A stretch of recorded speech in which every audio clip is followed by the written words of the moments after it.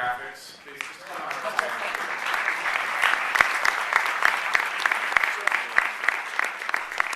Anyone have any question about? Yeah, sure. Is it true that the outquery name was only found in that one interrogation, or was that also in the files from prior interrogations? Would you guys repeat that question? Is it true that the outquery name only came up in that one interrogation, or was he already in the files? Storyline. We knew there was a courier involved. Sorry, we knew there was a courier involved, and I'm trying to think of the other name that we were looking for that was similar.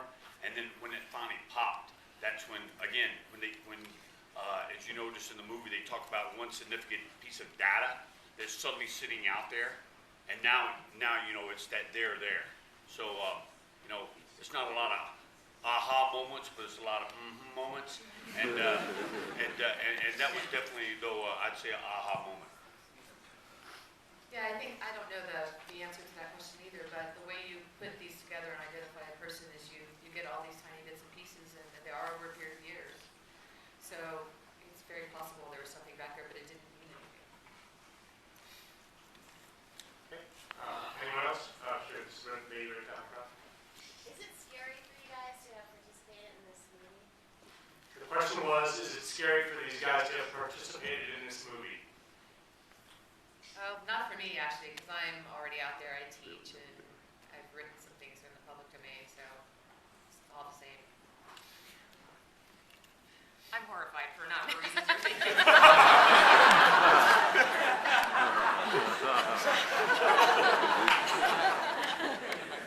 trying to think how to answer this. A lot of men really, I'm not afraid of men, but I am afraid of a 12-year-old girl who will, if I embarrass her, I'll be in big trouble. I mean, these guys, obviously I spent a lot of time with Ben and others talking about the film, and it was, you know, trying to convince, I was pretty upfront about what we were doing and who else we were talking to, and I think ultimately there was a decision made by these individuals, and almost, they all talked to each other, and that this was a story they wanted to get out there, and that it really hadn't been told before from this perspective, and that it was important to tell. The agency themselves is not telling it. They're not telling this, and for lots of political reasons and bureaucratic reasons.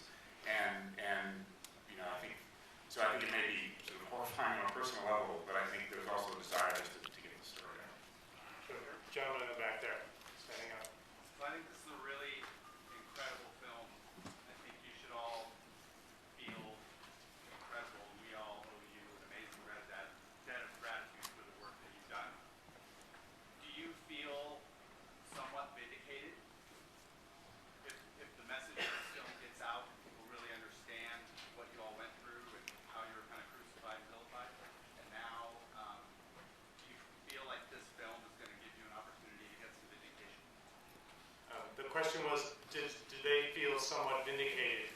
And will this film help them get a feeling of vindication for everything they went through well, you saw what happened. Yeah, I mean, for me personally, it's not about vindication. I remember reading a quote from Winston Churchill, who, again, predicted a lot of things that were happening that led up to World War II, and somebody asked him if he felt vindicated. He said, no, I'm just really pissed off.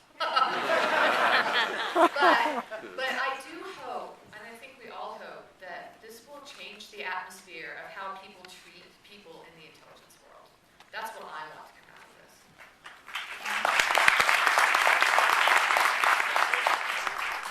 You know, it's kind of interesting on this. To me, it's not about vindication. Of course, you want the story told because there's been a lot of blame, and trust me, I know Washington far too well. And they do get in a little bit of blame game. It's normally the little guy. I mean, when you got senators saying a GS-9 should be punished, are you joking me? Really?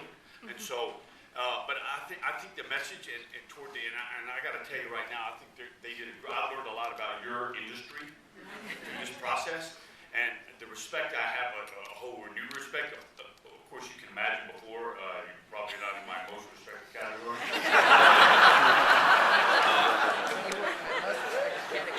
But the way Greg and his team put this together, and the countless expertise and their patience, and watching the camera guy do a basically contortionist thing behind the seat with 45 pounds on his shoulder, and I consider myself in relative good shape, but if I did that, I'd be in a hospital. But the more important message I think on this is that we as Americans need to understand, and again, I'm going to go a little bit maybe surprising to the left on you here, but the hate, Osama had a culture of hate and intolerance, and for us, we need to not fall victim to that, and understand that, and be inclusive. At the same time, if you notice into the movie, unfortunately, we all have to realize this thing is probably not over, and so if it happens again, let's not fall into that trap of let's go blame one person for not, God forbid me saying this, connecting the dots.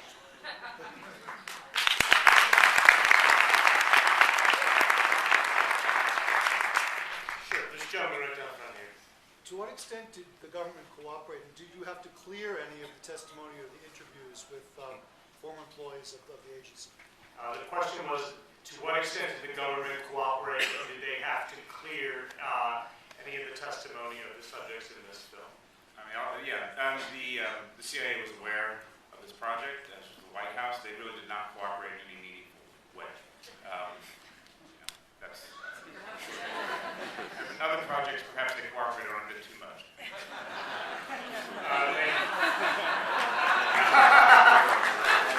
Lady right here.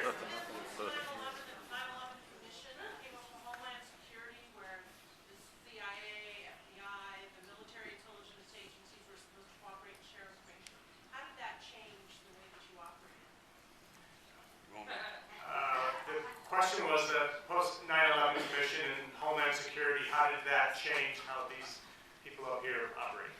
Well, I got to break a little news for you. The 9/11 Commission really, we were way ahead of that. By the time the 9/11 Commission had come out, we had already improved, and it's good for America to know that we'd already realized, wait a minute, we have to fundamentally move to a different level in exchanging information. So much of what the 9/11 Commission had recommended was already in place by the time they finished their report. Because we're a pretty self-reflective organization. And frankly, the USG is usually, but I won't say it all the time. So we have time for just two more questions, and one will be the gentleman with the beard there. Yeah. Great. I have a question for Bill and for Greg.